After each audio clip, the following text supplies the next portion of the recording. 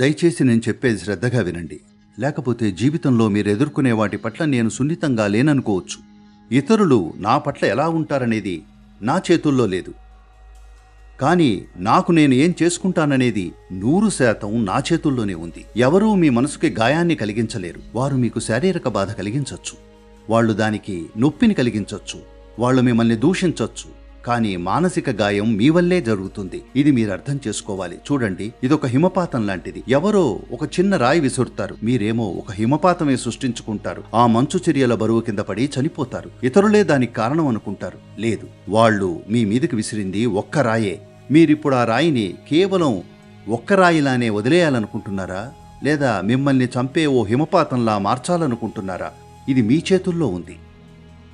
ఈ ప్రపంచం మనకు ఏం చేసినా సరే మనకు మనం మాత్రం మంచే చేసుకుందాం.